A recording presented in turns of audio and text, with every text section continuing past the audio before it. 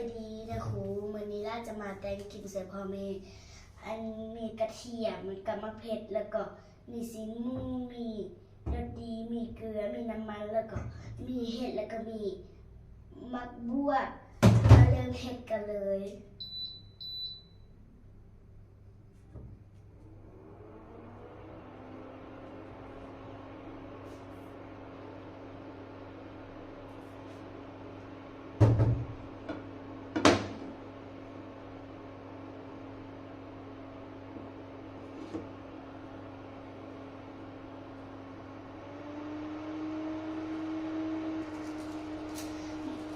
ตอนนี้เขาเซ็นน้ำมันแล้วเขาก็จะใส่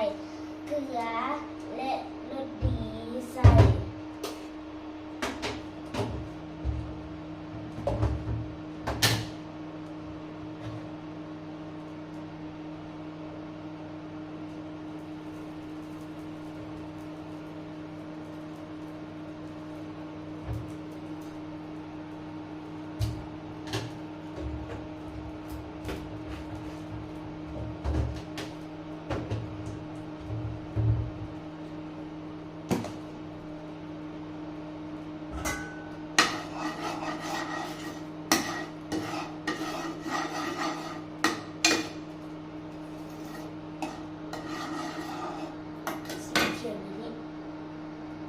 ตอนนี้เราจะใส่กระเทียมและมะเขือ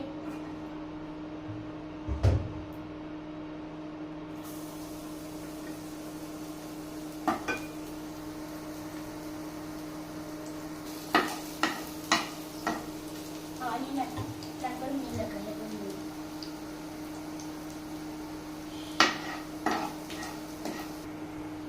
ตอนนี้หอมพอแล้วเราจะมาเอาซีใส่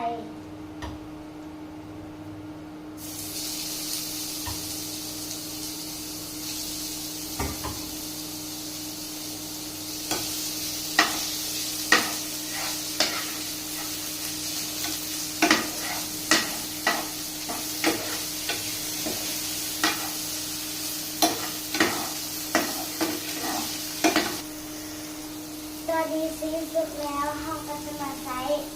เห็ดแล้วก็มักบวกน้ำกัน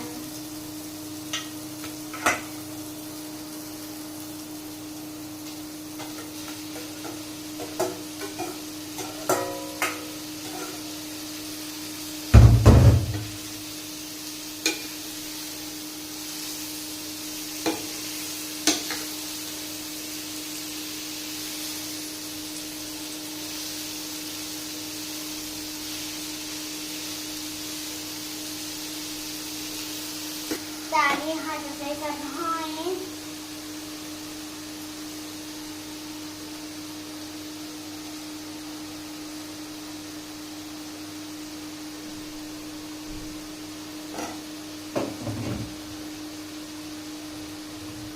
ใส่เลยแล้วค่ะกระจาดแบบนี้